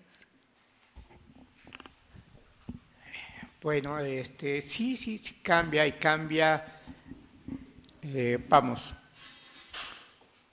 Los dispositivos teórico-metodológicos son creaciones de nosotros, de ustedes, mías, y se puede seguir, vemos los libros de metodología, de investigación, hay, digamos, ciertos protocolos, ciertos modelos, pero en realidad lo que hacemos ya en el campo es creación. Nosotros creamos dispositivos de investigación que algunos tienen efectos de intervención. Por ejemplo, lo que nosotros trabajamos en estos grupos eran grupos de investigación. Nuestro objetivo era fundamentalmente de corte investigativo. Pero, y esto me acuerdo muy bien, que me lo dijo Jaime Winkler, que lamentablemente falleció hace unos días. Winkler me decía, es que lo que ustedes hacen tiene efectos de intervención, ¿sí? ¿Sí? Y después ya lo reconocimos y demás. Toda investigación puede tener algunos efectos de intervención, unos más fuertes que otros. ¿Sí? Porque en el momento que yo contesto una encuesta, yo estoy pensando sobre lo que me están disponiendo a pensar. Y eso me puede hacer reflexionar hasta cierto punto sobre lo que me están preguntando. Ahí hay una intervención, ¿sí? Pero no es tan potente como un trabajo grupal, por ejemplo. Esto es mucho más potente. Y aunque el objetivo no era intervenir, había efectos de intervención potentes, ¿sí? Ahora, hay dispositivos expresamente hechos para la intervención. Algunos de ellos están hechos por encargo.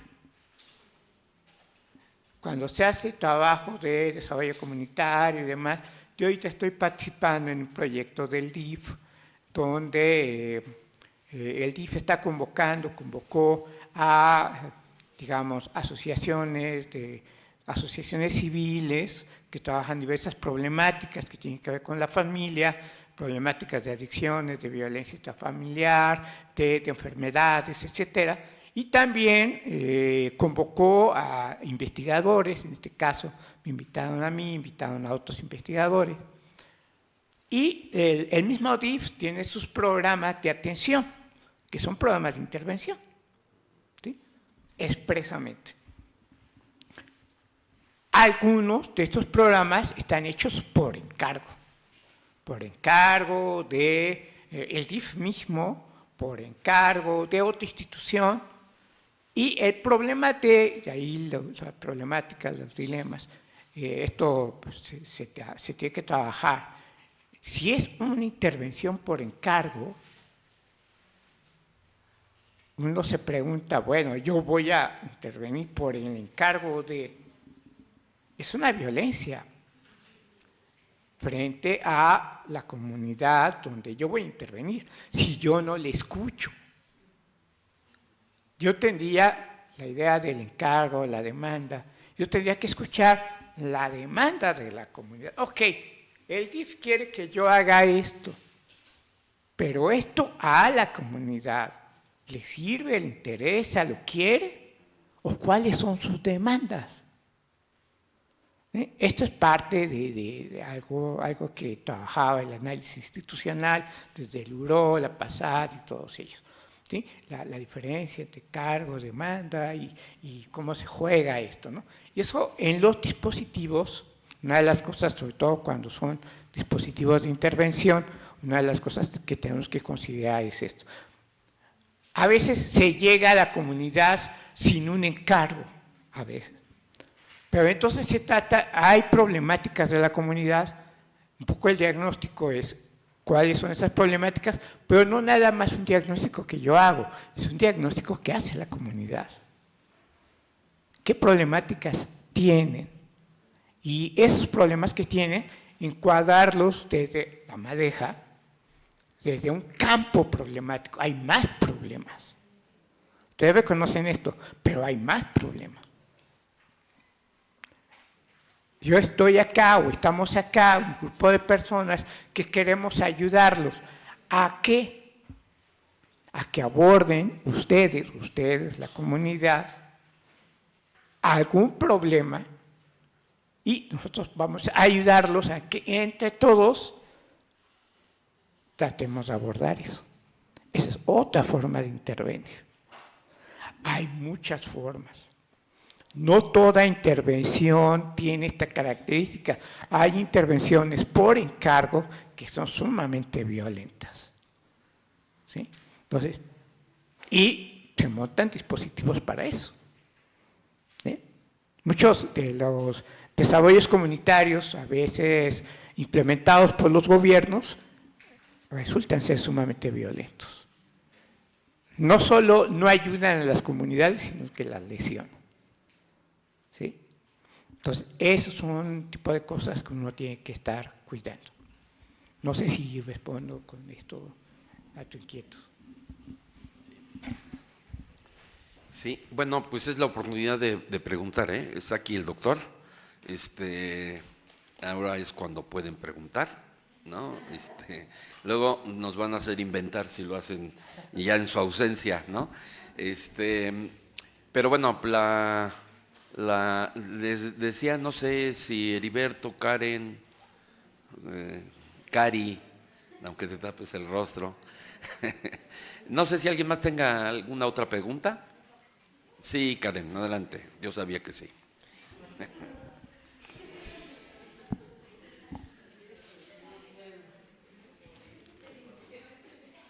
Y ya no te exploto más. Ya no te exploto más.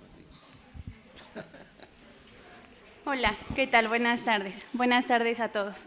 Pues primeramente, bueno, mi nombre es Ana Karen González y actualmente nos encontramos en el tercer cuatrimestre de la maestría en Intervención e Innovación para el Desarrollo Educativo. Es un gusto que el día de hoy esté compartiendo este espacio con nosotros y fue realmente un verdadero deleite el poder escuchar y principalmente el que el día de hoy nos venga a esclarecer más esta noción de dispositivo, que es un tema que ha venido mucho a cuenta en este cuatrimestre y bueno, desde los pasados.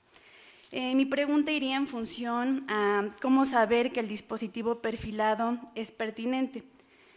Pues bueno, porque pienso ahora que tendría que tener efectos para tales fines, tales como bien usted lo ha mencionado, lo ha dicho, el hacer ver, el hacer decir. Realmente no querría yo como pensar o encasillar el dispositivo como si está, o categorizarlo, si es un error, está bien, está mal, más bien si es bueno o es malo el dispositivo perfilado. De igual manera, ¿qué nos recomendaría para la propuesta de un buen dispositivo? Gracias. Ok. Uno tiene que tener claro qué quiere hacer. ¿Sí? Yo quiero investigar algo, tengo preguntas sobre eso, ¿no? Tengo preguntas, por ejemplo, ahora tuvimos, ahí sí fue la encomienda, pero nosotros la manejamos a nuestra manera, la encomienda del doctor Alfredo Furlan de hacer una investigación sobre los usos de la teoría e investigaciones sobre violencia escolar. La inquietud del doctor Furlan es que yo lo que veo es que hay muchas investigaciones que son de carácter cuantitativo, pero yo veo que hay ausencia de teoría. ¿Eso es cierto o no? Esa fue la pregunta. Y claro, a nosotros sí nos llamó mucho la atención la encomienda de Furlan y sí la tomamos a nuestra manera en el sentido de que ¿cómo se usa la teoría? Primero, ¿qué se entiende por teoría? ¿Cómo se usa la teoría? Y empezamos a armar, después tuvimos un seminario que duró a lo largo de toda la investigación, fuimos 6 colegas que estuvimos haciendo esto, invitábamos especialistas que estaban en el campo especialistas del COMIE, que trabajaban el tema de, por ejemplo, violencia y discapacidad, ciberviolencia, bullying y acoso. Y entonces nosotros estábamos viendo las investigaciones, las publicaciones, y tratamos de ubicar, bueno, esto es teoría, no es teoría, porque aparece una definición de violencia y refiere a Galtung, pero aparece al principio, pero después ya no vuelve a aparecer. No se usó. Entonces, ¿es teoría o no es teoría?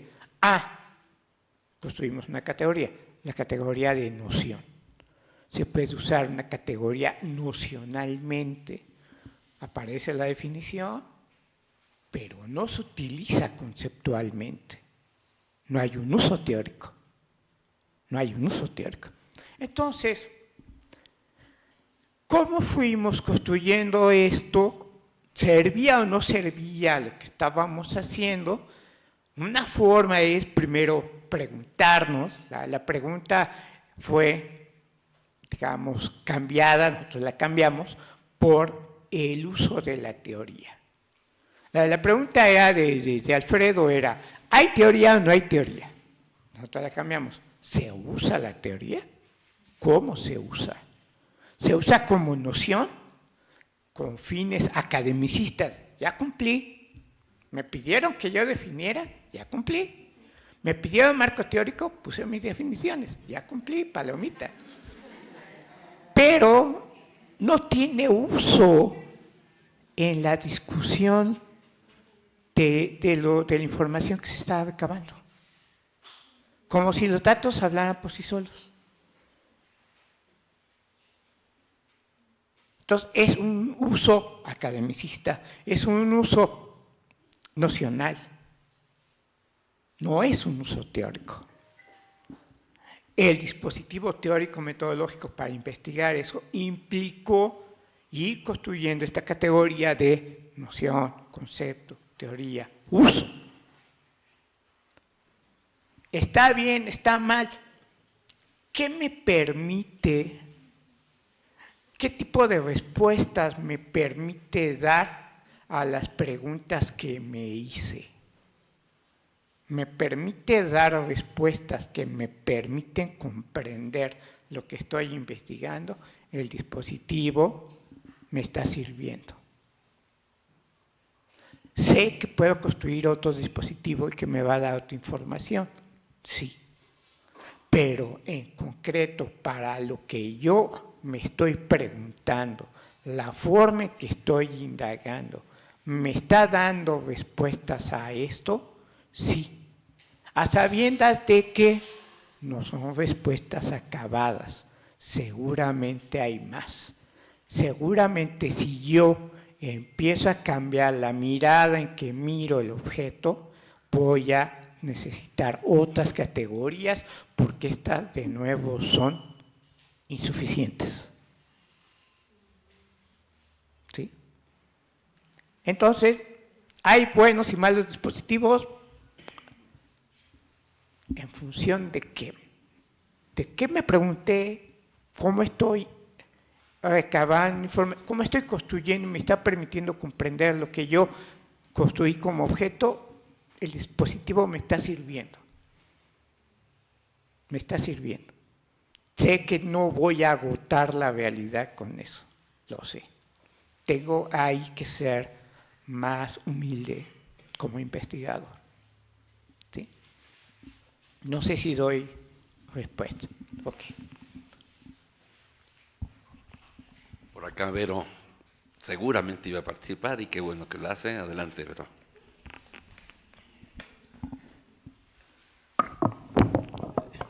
Hola, doctor. Pues compartir con mis compañeros y compañeras el gusto de tenerlo aquí. Primero, muchas gracias. Y luego, bueno, pensando en este título que le pone a su conferencia, Problemáticas y Dilemas. Pienso en las problemáticas como con un origen y posible solución dentro de la reflexión, esta reflexión a la que hace alusión, esa pregunta recursiva, ¿no? Yo creo que esas problemáticas que van surgiendo, probablemente la solución está en este proceso. Pero la idea de los dilemas como que me hace pensar en lo ético. Y en ese sentido me gustaría conocerlo un poco más y saber si alguna vez se ha enfrentado a algún dilema ético y cómo lo hará. Pues a lo mejor no solucionado, sino que qué decisiones finalmente tomó en ese momento, ¿no? Me gustaría algo conocer de eso. Gracias. Sí, por supuesto que al investigar, yo he hecho pocas intervenciones, es profeso, intervenciones he hecho pocas. Y sí, obviamente surgen un montón de problemas, un montón de dilemas. Pero específicamente en investigaciones, frecuentemente, o casi siempre, lo que nos preguntamos al principio cambia. Entonces, nuestro planteamiento del problema, nuestra pregunta de investigación, va cambiando a lo largo del proceso de investigación. Va cambiando. Y eso nos mete en dilemas. Si no es así, si esta pregunta no es la pertinente, entonces ¿cuál es? Ese es un dilema. Y tengo que explorar. A ver, si me pregunto esto, o si trato de indagar, ¿le pregunto a quién? Le pregunto a lo que estoy investigando y a lo que estoy construyendo, que también va cambiando. ¿Sí? También va cambiando. Ok, tema de la violencia escolar. Ahora sabemos, prácticamente todas las violencias en las escuelas pasan por las redes sociales. Todas, casi todas, o todas. Pasan por las redes sociales. Entonces, estamos hablando de ciberviolencias. ¿Qué entender por ciberviolencia? Y las ciberviolencias están cambiando de manera muy acelerada con los desarrollos tecnológicos. Ahora, hace unos años, una amiga nuestra de la red, que pertenece a la red de investigadores de adolescencia, que es Luz María Velázquez, en una investigación ella cartografió 17 formas de ciberviolencia en una preparatoria y, bueno, en otras investigaciones que ha hecho.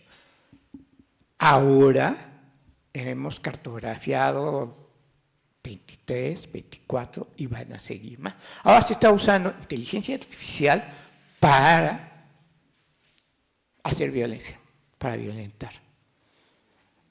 Pero se usa inteligencia artificial de muchas maneras.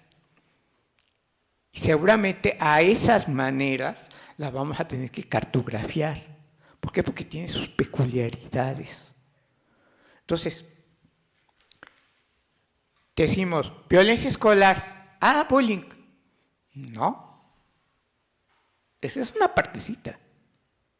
La violencia escolar y la violencia que se ejerce entre todos los actores educativos y en los entornos de las instituciones educativas. Y se dan de múltiples maneras. Ahora transitan por las redes sociales, pero transitan por las redes sociales transitan también de múltiples maneras y cada una de ellas tiene sus peculiaridades. ¿Cómo dar cuenta de eso? Genera más problemas, genera más dilemas. Las violencias escolares se van traslapando y se van potenciando. Es acoso, pero es acoso por las redes sociales, puede ser por Facebook, puede ser por WhatsApp, puede ser por un blog, puede ser por teléfono, puede ser por correo, puede ser... Y van modificándose. ¿Qué permite la plataforma para ejercer la violencia? ¿Qué posibilidades hay de zafarse de ella? ¿Qué actores actúan ahí? Actúan con impunidad. ¿Quiénes son? Se da entre pares, se da de maestros a alumnos, de alumnos hacia maestros. Ahora estamos viviendo, y Verónica me lo ha hecho ver, la hiperviolencia de los padres de familia hacia los maestros, ocupando violencia de género, acoso y múltiples plataformas cibernéticas que tienen sus características peculiares. Y entonces estamos viendo que las formas de violencia se están traslapando y se están potenciando. Entonces, ahí, cuando decimos, ¿puede estudiar violencia escolar? ¿Cuál? ¿Cómo? ¿Entre quiénes? No es bullying nada más, no, por supuesto. Es un pedacito. ¿Sí? Claro, en el proceso de investigación va cambiando las preguntas, la problematización, enfrentando los dilemas que la misma realidad nos está mostrando. ¿Y esto cómo lo defino? ¿Y esto cómo lo veo? ¿Y esto qué implicaciones tiene? ¿Qué agentes están actuando? ¿Sí? Y claro, intervenir en eso es sumamente más complicado. Sumamente más complicado. ¿Sí? Bueno. Pues muchísimas gracias, Raúl. Ya no queremos abusar de la confianza, ¿no? Pero bueno, te mandan también saludos desde Querétaro, Liliana Bustamante Pérez, y también te dice un gusto escuchar su conferencia, ¿no? Te los dejo. Y bueno, pues también nuestro agradecimiento a la atenta escucha. Les vuelvo a reiterar, la conferencia está en el Facebook Live de la UPN Hidalgo, en el canal de la UPN Hidalgo de YouTube, ahí lo van a consultar. Yo lo voy a hacer de vuelta, porque no quiero que me vayan a hacer preguntas sobre... Atendí toda la conferencia, Raúl. Pero bueno, pues muy agradecido, Raúl, muy agradecido, y me voy a permitir entregarte la constancia que nuestra directora, la doctora Marisol Vite Vargas, te extiende, y dice a la letra: Universidad Pedagógica Nacional, Unidad 131 Hidalgo, sede General Pachuca, otorga la presente constancia al doctor Enrique Ansaldúa Arce por impartir la conferencia Dispositivo de Investigación e Intervención, Problemáticas y Dilemas, en el marco del coloquio de verano-otoño 2023 de la MIDE, avances sobre indagación, diagnosis, analizadores, demanda tentativa y dispositivos de intervención, llevado a cabo en esa casa de estudios. 7 de octubre 2023, atentamente, Educar para Transformar, y firma como directora general la doctora Marisol Vite Vargas. Muchas gracias, Raúl.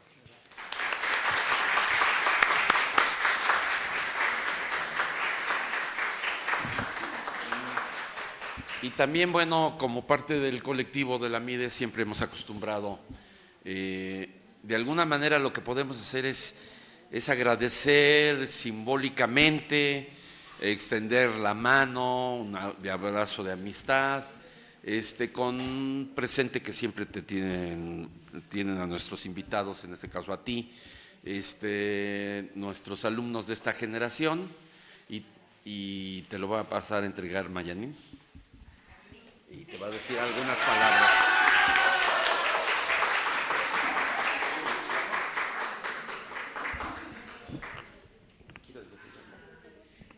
Adelante. Déjame ver porque creo que sí alcanza. Doctor, buenas tardes. Es a nombre de los compañeros de la MIDE de tercer cuatrimestre, ya emocionados porque estamos a media trayectoria, y agradecer que usted comparta estos conocimientos, y ya pues seguimos aprendiendo. Muchas gracias, doctor.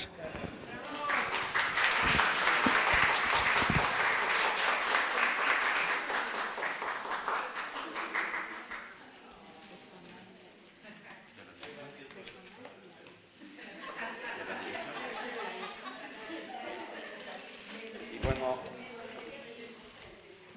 a nombre de la dirección, de la doctora Marisol Vite, te entrega este cuaderno que es muy representativo de nuestros colores de Hidalgo, ¿no?